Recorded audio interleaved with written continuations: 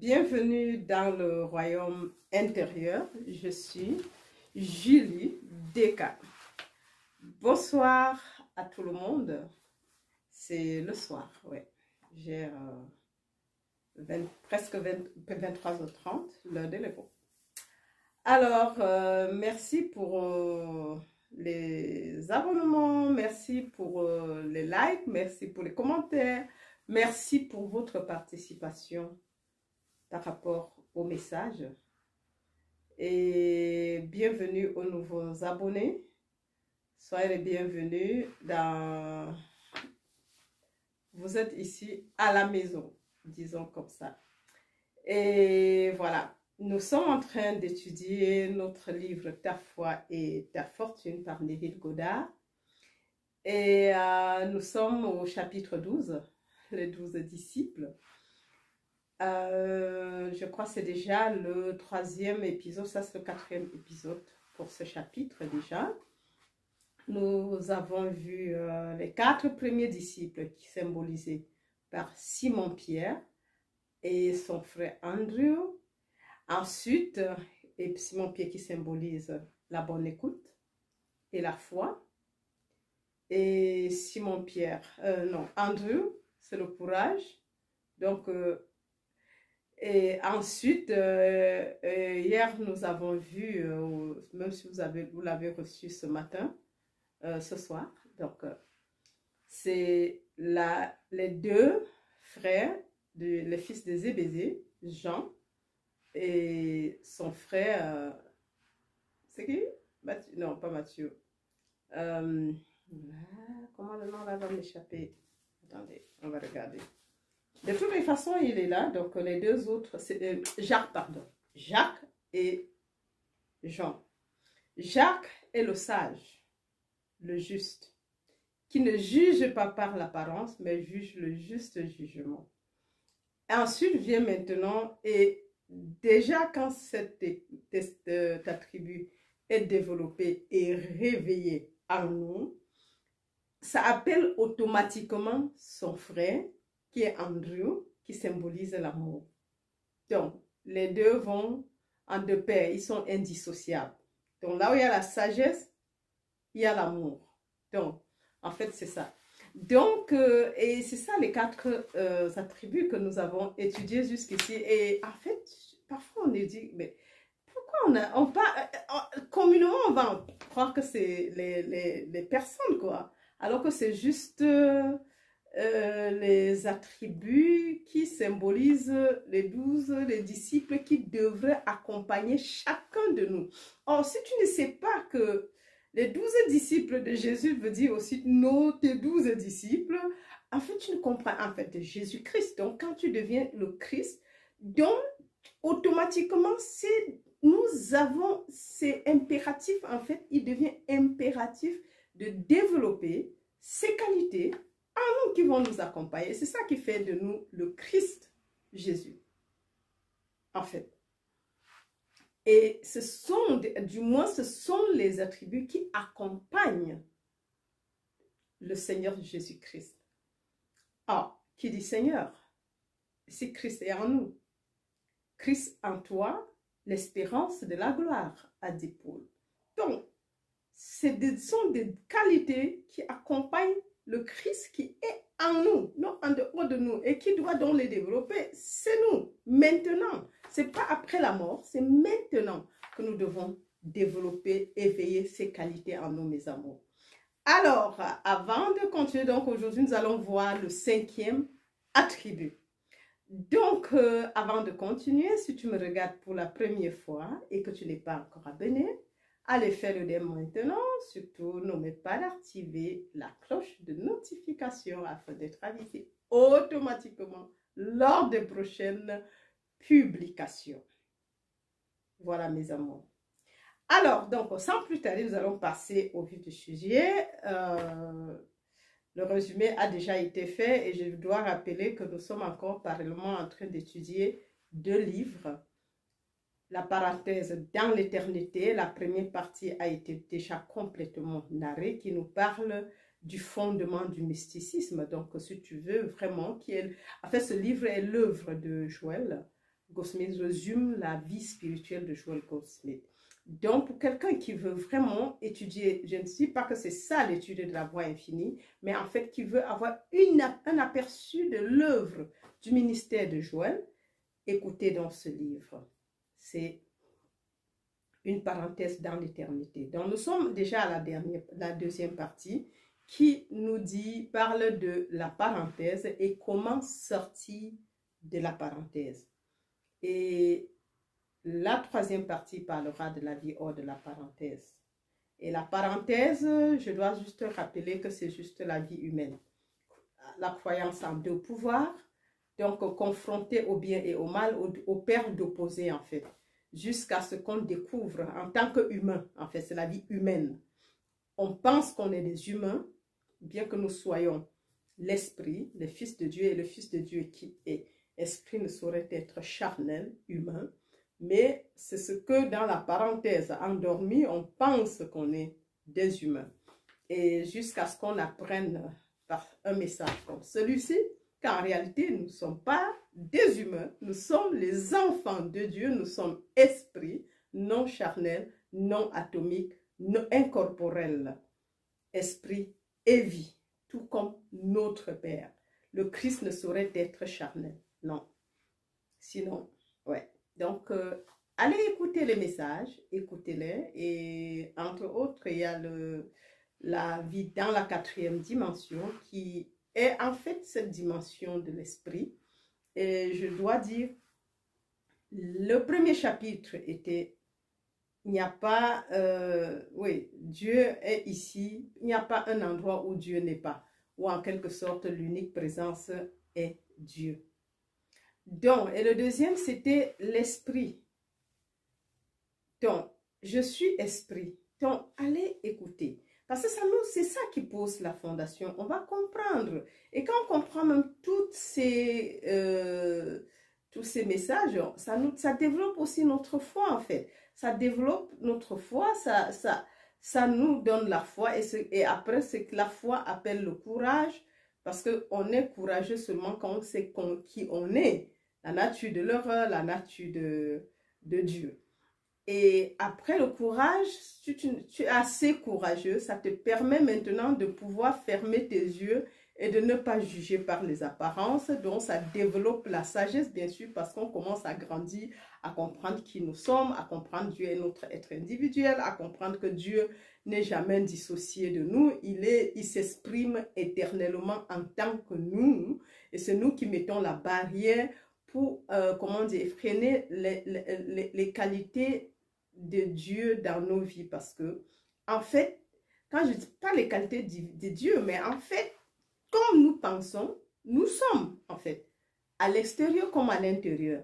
Donc, si tu développes le fait que tu es déjà séparé de Dieu et qu'il faut que tu es humain et tu vas manger à la sueur de ton front, ainsi de suite, mais c'était la malédiction, bien sûr, déjà à l'époque, mais c'est ce que tu auras parce que c'est ce que tu crois. Ne sois pas donc étonné qu'il y ait manque, en fait. Et c'est là le dilemme que nous courons sur ce chemin. Étant des êtres, des créateurs de notre propre réalité, nous la créons, mais sans toutefois le savoir. C'est pas ignorance, en fait. Donc, oui. Donc, en fait, ces écoutes développent notre foi. Et maintenant, quand on devient assez sage, la première des choses, c'est qu'on ne rend pas le mal par le mal, mais on tend la joue gauche, on rend le bien pour le mal, on rend oui, c'est ce qu'on a vu le dernier paragraphe, nous rendons le bien, on est assez juste pour rendre le bien par le mal et tendre la joue droite quand la gauche a été frappée. Oui. Donc, en fait, c'est là la sagesse. Et cette sagesse entraîne automatiquement l'amour. Parce que si tu parviens à résister, qu'on te frappe la joue gauche et que tu tends la joue droite de frapper encore, en fait, c'est par amour et que tu ne juges pas par l'apparence, mais le juste jugement, ce que tu connais, c'est ça. Ça développe maintenant l'amour du prochain. Parce que sinon, il n'y a pas l'amour du prochain. Parce que tu comprends le prochain qui n'est pas, il est encore peut-être dans un état autre. Il est encore sur son chemin. Le but pour toi, c'est qu'il l'a mené à se réveiller à la réalité de qui il est. Et ce qu'il fait, d'un autre côté, c'est déjà ça. Mais de l'autre côté, c'est que nous comprenons que personne ne vient à nous si on ne l'appelle.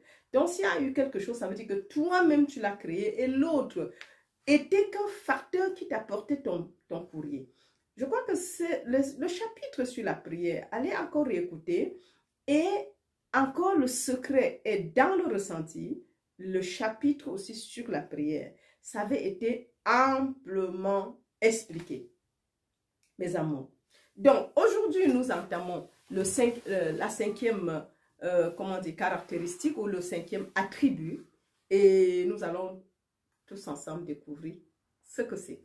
Alors, je vais juste lire, mes amours, et je pourrai expliquer si besoin est nécessaire. Alors, je lis maintenant.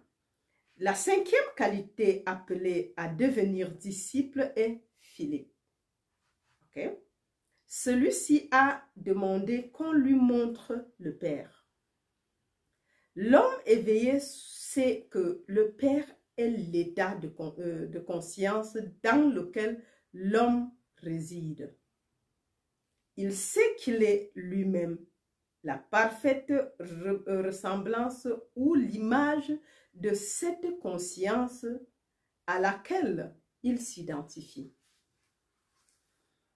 Il déclare ainsi: « Personne n'a jamais vu mon Père, mais c'est moi, le Fils, qui habite en son sein, qui l'ai révélé. » Waouh!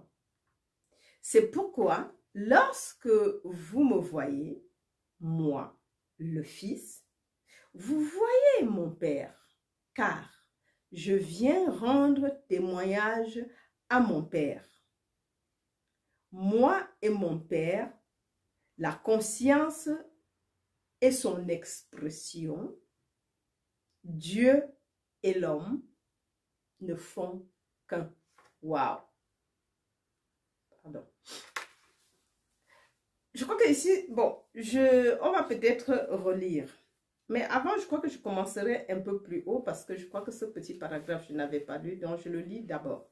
Sans condamnation ni sacrifice, les qualités, c'est-à-dire la sagesse et l'amour, ces qualités disciplinées de l'esprit permettent à chacun d'être ce qu'il est.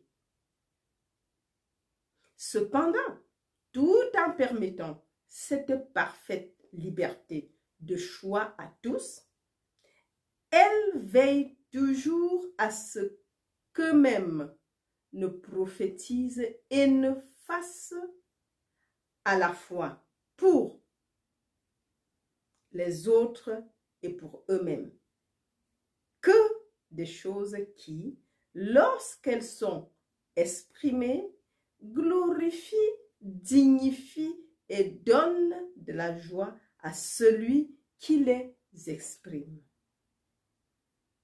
Parce que hier, je me suis arrêtée à un paragraphe plus haut. Donc, en fait, ça disait, ça réexplique juste les deux, l'amour, l'attribut de l'amour et de la sagesse. Le juste jugement qui nous permet de juger non par les apparences, mais le juste jugement qui en même temps cultive par là l'attribut qui est l'amour. Parce que l'amour ne juge pas, l'amour ne condamne pas, l'amour explique tout, l'amour cherche toujours la paix en fait. L'amour reste l'amour, l'amour ne peut rien exprimer d'autre que l'amour. Même si je dois faire une petite parenthèse parce que parfois tu entends quelqu'un qui dit « j'aime telle personne ». Et puis mais quand la façon de se comporter vers la personne, tu dis que mais l'amour c'est quoi en fait? Les gens s'entre-déchirent et je t'aime et puis en même temps c'est les cachotteries, je parle même du couple, des couples, je parle même des parents et les enfants, je parle, je sais pas, bon peut-être beaucoup plus l'amour éros. Tu peux pas aimer quelqu'un que tu condamnes tous les jours. Tu ne peux pas aimer quelqu'un que tu combats tous les jours. Comment vous voulez-vous rester ensemble? Oui, pour qu'il y ait harmonie, ça veut dire que ce n'est pas l'amour, en fait. Tu peux pas dire je t'aime et en même temps c'est des querelles tous les jours, c'est la condamnation, c'est les cachotteries, c'est, je sais pas, les bigotes. Tout ce qu'on peut imaginer. C'est pas ça l'amour. Dieu n'a jamais dit aime la personne qui t'aime. Il dit aime ton prochain comme toi-même. Et là maintenant on va dire mais en amour, comment je peux aimer quelqu'un qui ne m'aime pas? Non, parce que bien aimer, si tu aimes vraiment, cet amour, automatiquement tu dois te comporter sagement. Et cette sagesse qui appelle l'amour, cet amour ne peut qu'être inconditionnel. Et un vrai amour ne peut que appeler l'amour. Sauf si la personne n'est pas intéressée. Mais l'amour appelle l'amour. Donc, tu ne peux pas vraiment aimer et te comporter comme comme il se doit. Bien sûr, c'est difficile que ça arrive autrement. Parce que parfois, nous parlons amour de la bouche. Oui, c'est juste de la bouche. On dit ce qui vient, mais ça ne vient pas du cœur. Mais l'amour qui vient du cœur, la conséquence n'est que l'amour, en fait. Je ne dis pas, parce qu'on parle de héros, que tu peux aimer tous ceux qui se proclament t'aimer. Non. Je ne dis pas aimer dans le sens héros, bien sûr, pas dans le sens large du terme. Donc, mais on parle ici de l'amour dans le sens large du terme. Donc, et c'est là où vient la cinquième, comme je le lis, et je vais relire pour la deuxième fois. La cinquième qualité appelée à devenir disciple est Philippe. Celui-ci a demandé qu'on lui montre le Père. L'homme éveillé sait que le Père est l'état de conscience dans lequel l'homme réside. Waouh, ça c'est très bien. Dieu, comment dire? Dieu, le Père, est l'état de conscience dans lequel l'homme réside. Vous voyez qu'en fait, l'ignorance de cette définition du Père nous entraîne dans tous les états, tout ce que nous vivons au quotidien. Les maladies, tous les maux que nous avons dehors, c'est l'ignorance de cette définition. Que Dieu est l'état de conscience dans lequel l'homme, avec grand H, créé à l'image et la ressemblance de Dieu, réside. Le Père au-dedans. Et si c'est ça, vous voyez qu'on a faussé tellement de choses en fait. Oui, parce que si tu as cette définition et que tu la comprennes comme moi je suis en train de la comprendre, bien sûr que la peur disparaît. Les mots vont disparaître parce que Dieu est resté Dieu. Il est souverain, il est lumière, il est amour, il est l'unique source, l'unique réalité. En lui, il n'y a pas d'ombre de variation, il n'y a pas d'incrédulité. En lui, il n'y a pas de guerre. En lui, il n'y a pas de dispute. En lui, il n'y a pas de divorce. En lui, c'est la sagesse, c'est l'amour inconditionnel, c'est la grâce. La vie par la grâce. Ma grâce te suffit en toutes choses.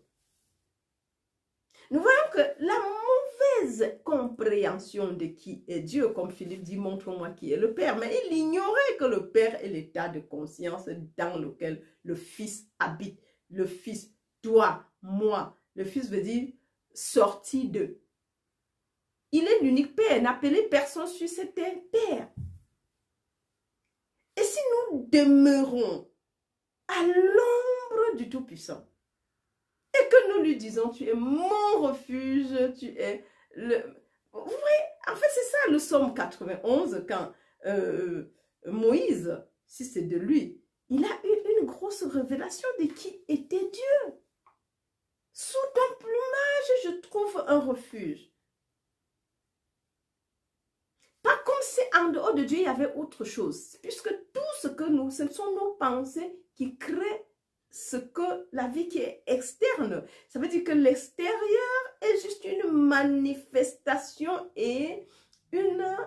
de ce qui est en l'intérieur, en fait.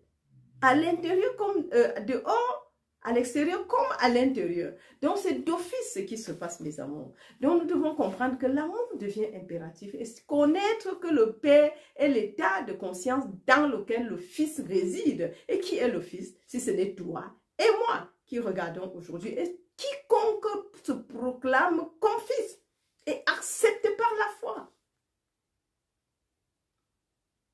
C'est ça, en fait, c'est ça la réalité, ou bien la vérité, en fait. Alors, l'homme éveillé sait que le Père est l'état de conscience dans lequel l'homme réside et que cet état ou Père ne peut être vu que dans la mesure où il est exprimé. Donc, le Père voit, c'est pas comme tu dis à quelqu'un, voilà le Père. Non, tu l'exprimes. Tel que tu le vois, tu l'exprimes. En fait, le problème n'est pas d'exprimer entièrement cela, mais cette prise de conscience, ce genre de message que nous écoutons depuis le début de l'année et depuis toujours sur cette scène, te permet de dire, ah, cet effet, comme je dis toujours, ah, en fait. Donc, c'était ça. Donc, en fait, ça nous entraîne à développer ces caractéristiques en nous et qu'à ce moment donné, donc, qu'on puisse vraiment connaître qui est le Père. Parce que tu ne connais pas qui est le Père. Comment peux-tu donc faire confiance en quelqu'un que tu ne connais pas? C'est pas possible. Si tu ne connais pas le Père, tu ne peux pas lui faire confiance. Mais c'est par la foi qu'on doit l'accepter. Tel que Jésus a répondu à Philippe.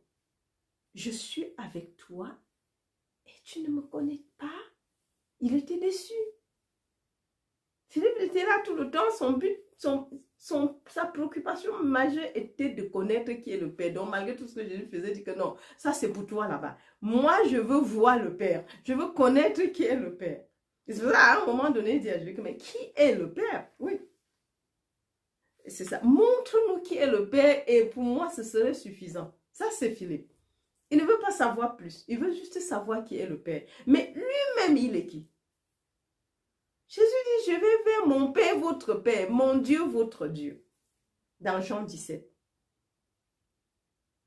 Mes amours, en fait, c'est ça la parole. C'est ça comment dire, c'est là. Mais ça, nous devons l'accepter, pas par la bouche, pas par lui dit, par l'extérieur, mais dans le cœur, nous devons prendre ces choses au sérieux. Oui, mes amours. Donc, alors, il sait qu'il est lui-même la parfaite ressemblance ou l'image de cette conscience à laquelle il s'identifie. Oui, tu dois le savoir. Et quand tu le sais, c'est cette conviction qui te rend inébranlable. Quand tu le sais, tu es inébranlable. Cette connaissance de la vérité te rend inébranlable, en fait. Alors, il déclare ainsi. Personne n'a jamais vu mon Père. Mais c'est moi, le Fils, qui habite en son sein, qui l'a révélé. Qui l'a révélé. Moi, le Fils qui habite en son sein, a révélé le Père. Dans ses actes, les miracles qu'il faisait, les guérisons qu'il faisait, c'est ça. Il est en train comment dire, de prouver, c'est pas qu'il prouve, mais il n'y a pas c'est juste une preuve qu'il connaissait Dieu. Il ne le cherchait pas, parce que si tu le cherches, tu finiras par, tu risques de ne pas le retrouver et repousser ton éveil à des milliers d'années passées, à venir, pardon. Voilà. Donc, c'est pourquoi lorsque vous me voyez, moi, le Fils, vous voyez mon Père. Si tu me vois, tu as vu le Père. Car je viens rendre témoignage à mon Père. Je viens rendre témoignage à mon Père. Moi et mon Père, la conscience et son expression, Dieu et l'homme ne font qu'un. Oui, c'est ça, parce que cette unicité, si on pense qu'il y a Dieu et moi, et c'est tous les mots que nous avons développés, parce que nous pensons qu'il y a un Dieu qui est quelque part et nous qui sommes quelque part d'autre. Or, la Bible de secret, c'est que mon Père et moi, nous sommes un. Tout ce que le Père est, je le suis, et tout ce que le Père a est à moi. Nous devons cultiver ces attributs, mes amours. C'est ça qui fera de nous le bon disciple. Alors,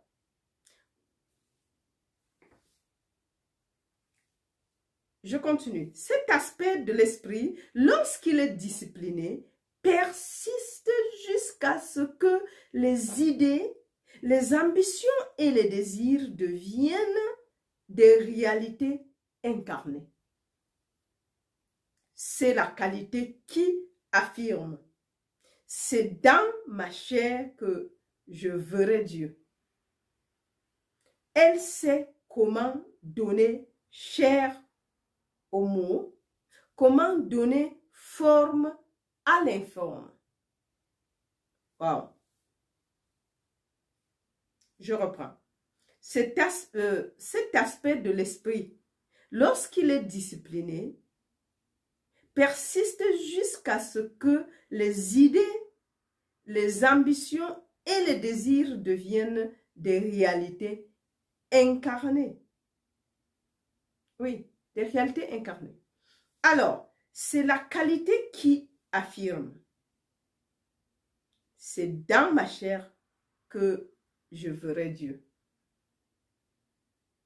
Elle sait comment donner chair au mot. Elle sait comment donner chair au mot. Comment donner forme à l'informe. C'est la sagesse. On ne peut pas la contrôler. C'est ce qu'elle sait faire. Et donc, elle sait comment donner chair au mot, donc rendre le mot vivant, en fait. Comment donner forme à l'informe. Oui, c'est ça Dieu, la création. Mais c'est ce que, en fait, au fond, ce que tu le fais tous les jours, mais sans t'en rendre compte. Tu n'es pas seulement au courant que ce qui se passe à gauche là, c'est toi qui as créé. Parce que tu l'as fait inconsciemment. Inconsciemment. Mais ça ne te, comment on dit, ça ne te libère pas de la réalité enseignée. Ça ne te rend pas, en fait, tu ne peux pas te dissocier de ça. Donc, le prochain paragraphe, c'est le sixième disciple.